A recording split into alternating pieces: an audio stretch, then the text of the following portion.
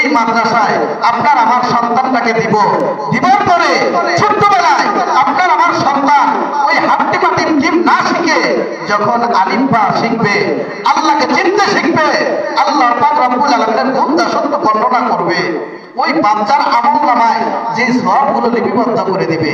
বাচ্চার তো 7 বছর বয়সের আগে তার তো সওয়াবের আর গুনার কোনো প্রয়োজনই থাকে না, সে হলো নিষ্পাপ। এই নিষ্পাপ অবস্থায় যখন ওই বাচ্চার আমলনামায় সওয়াব আসবে, এই আমলনামার সওয়াবগুলো তার পিতা মাতার আমলনামায় ভারী বর্জন করাইয়া দিবেন। সুবহানাল্লাহ।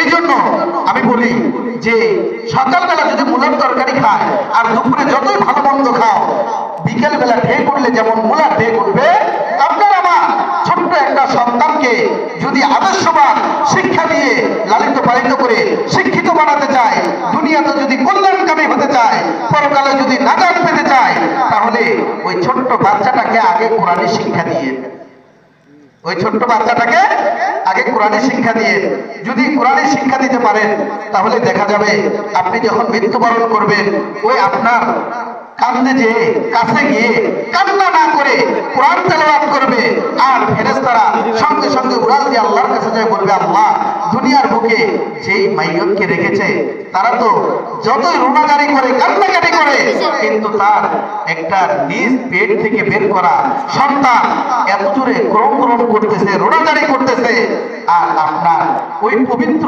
কালামুল্লাহ শরীফটা তেলাওয়াত করতেছে।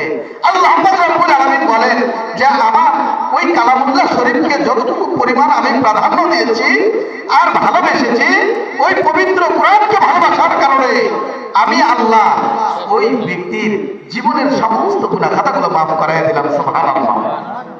এই নিয়তে আপনি আমি নিজের সন্তানটাকে ইসলামী শিক্ষা দিব তো ইনশাআল্লাহ।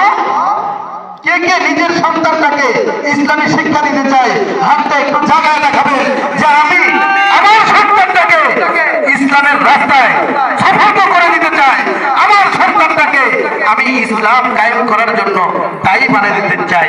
আয় আল্লাহ সবার দোয়াকে কবুল আর মঞ্জুর করেন। ওয়া আখিরি দাওয়ানা আলহামদুলিল্লাহি রাব্বিল আলামিন।